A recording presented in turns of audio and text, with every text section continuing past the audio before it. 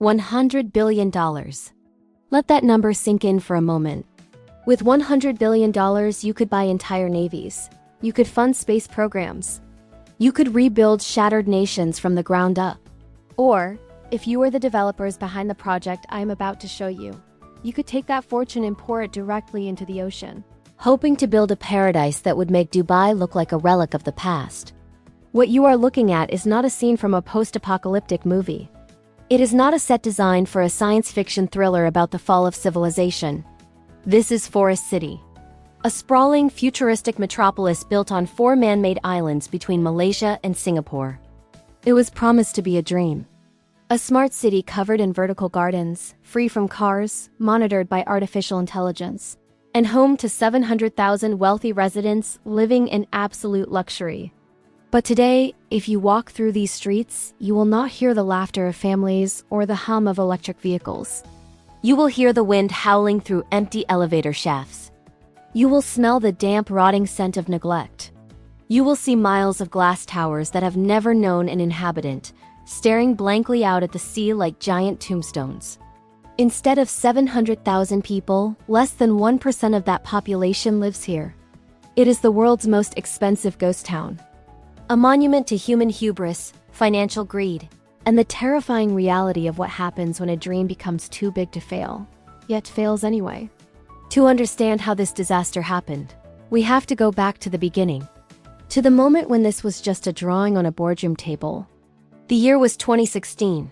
The Chinese property giant Country Garden had a vision. They looked at the map of Southeast Asia and saw a unique opportunity. To the south lay Singapore, an economic powerhouse, a city-state where space was limited and real estate prices were astronomical. Just across the narrow Johor Strait lay Malaysia, where land was cheap and regulations were flexible. The idea was simple but seductive. Why not build a luxury enclave right on the border? A place where you could enjoy the high wages and stability of Singapore, but live like a king in Malaysia for a fraction of the cost. It was pitched as the Shenzhen of Southeast Asia, a special economic zone with duty-free shopping, international schools, and premium healthcare. It was designed to attract the rising middle class of China, offering them a second home in a tropical paradise, far away from the smog and congestion of the mainland. The scale of the construction was unprecedented. This wasn't just building a few apartment blocks. This was terraforming. Fleets of ships were brought in to dredge millions of tons of sand from the ocean floor. They literally waged war against the sea to create land where there was none. 4 artificial islands rose from the depths. The marketing campaign was aggressive and global. Commercials played on loop in airport lounges from Shanghai to London. They sold a lifestyle of perpetual vacation. They promised a city coated in greenery, a vertical forest where nature and technology lived in harmony. Investors bought into the hype. Thousands of people, many of whom had never even stepped foot in Malaysia, put down their life savings to buy unbuilt apartments off a plan. They were buying a slice of the future. The showrooms were dazzling, filled with holographic displays and scale models that glittered under expensive lights. It felt inevitable. It felt like the next great leap in urban evolution. Construction moved at a breakneck speed. Towers rose in months, not years. The landscape changed daily. But there is a law in economics as old as time itself. If something sounds too good to be true, it usually is. The cracks in the foundation appeared almost immediately, but they weren't physical cracks. Not yet. They were political. Forest City was a project built on foreign money for foreign buyers on sovereign soil. And that is a dangerous combination. In 2018, the political winds in Malaysia shifted violently. The newly elected Prime Minister, Mahathir Mohamad, looked at Forest City and didn't see an economic boon. He saw a threat. He called it a colonial settlement. He argued that these expensive apartments were unaffordable for the average Malaysian citizen, which was true. A 2-bedroom unit in Forest City cost nearly 50 times the annual salary of a local worker. This wasn't a city for Malaysians. It was a gated community for foreign capital. With one speech, the Prime Minister dropped a bombshell.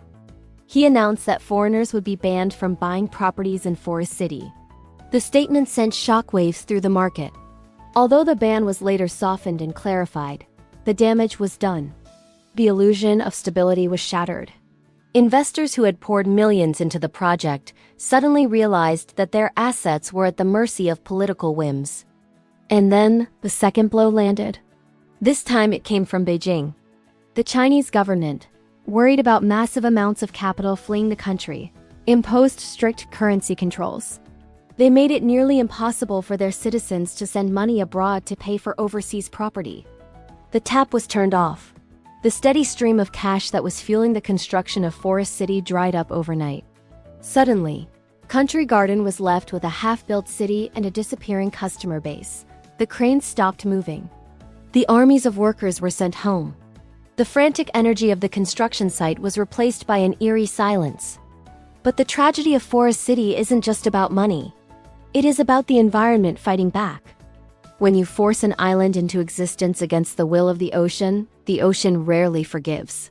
The environmental impact of Forest City was not just a footnote. It was a catastrophe in slow motion. The massive reclamation project disrupted the delicate marine ecosystem of the Johor Strait. Local fishermen watched in despair as the seagrass meadows, the breeding grounds for shrimp and crabs, were smothered by millions of tons of sand. Their catches dwindled, their livelihoods buried under the foundations of luxury condos that remained empty. But the sea had another surprise in store. Reports began to surface about structural instability. Building on reclaimed land is an engineering marvel, but it requires precision and time that Forest City did not have. Cracks began to appear in the roads.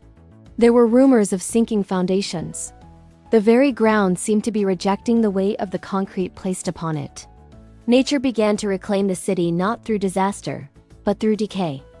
Today, the famous vertical forests, the balconies covered in lush greenery that were the project's signature selling point, have turned into a maintenance nightmare. Without thousands of residents to care for their individual gardens, the plants have grown wild. They attract swarms of mosquitoes and insects. What was meant to look like a green utopia now looks more like ruins consumed by the jungle. The humidity of the tropics is relentless. Mold creeps up the sides of the pristine white towers. The paint peels away in large strips, fluttering in the sea breeze like flags of surrender. Walking through the commercial center is a surreal experience. It is a massive complex designed to handle millions of shoppers, but the corridors are silent. You might see a solitary security guard patrolling a vast empty atrium, his footsteps echoing off the marble floors. Most of the shops are boarded up. The ones that are open are strange anomalies. High-end liquor stores and duty-free cigarette shops catering to locals who drive across the bridge just to buy cheap vices, only to leave immediately. The city has become a massive, hollow duty-free stopover rather than a home.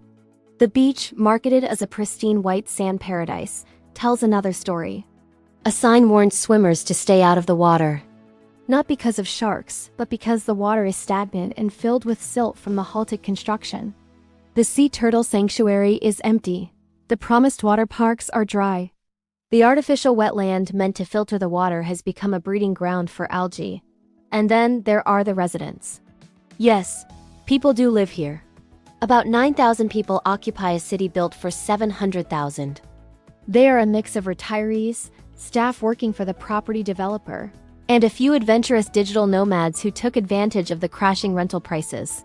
You can rent a luxury apartment here, with ocean views and smart home technology, for a fraction of what you would pay in a standard city. But the price you pay is isolation. Interviews with these residents paint a picture of a liminal space. They describe the feeling of living in a video game map that hasn't finished loading. At night, the darkness is overwhelming. Only a handful of windows in the massive skyscrapers are lit. It looks like a binary code of loneliness against the black sky. There are no neighborhood barbecues. There is no rush hour. There is just the hum of the central air conditioning units trying to keep the mold at bay. The developer, Country Garden, insists that the project is not dead. They claim it is a long-term vision, spanning decades. They argue that cities take time to grow. Recently, the Malaysian government even announced plans to designate it as a special financial zone to try and breathe life back into the corpse. They're offering tax breaks, special visas, anything to get businesses to move in. But reputation is a fragile currency. Once a place is branded a ghost city, It is incredibly difficult to convince a multinational corporation to move its headquarters there. So, what is the legacy of Forest City? Is it just a failed real estate project, or is it a warning sign for our era? We are living in the age of the megaproject. From the deserts of Saudi Arabia to the jungles of Indonesia, governments and corporations are obsessed with building cities from scratch. They treat urban planning like software development, believing that if you build the hardware, the users will automatically install themselves. They believe that with enough concrete, enough steel, and enough marketing budget, they can override the organic, messy, chaotic growth that makes a real city functional. Real cities are not born, they evolve. They grow around trade routes, water sources, and communities. They are layers of history, culture, and necessity stacked on top of each other. Forest City tried to bypass evolution. It tried to buy a soul with $100 billion. It failed because a city without people is just a collection of buildings.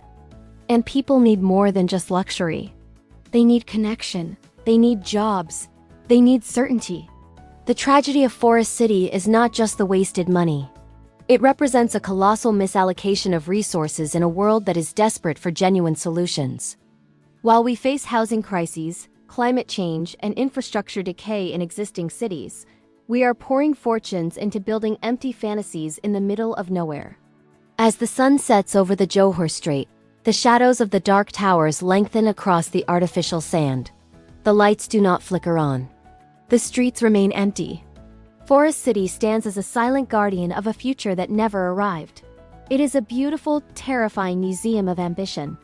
It reminds us that no matter how high we build, we cannot escape the fundamentals of economics, the volatility of politics, or the power of nature. For now, the cranes stand still, resting in the salt air, pointing towards the sky like metal fingers asking a question that no one can answer. Who will save this city? Or perhaps the better question is, should it be saved at all?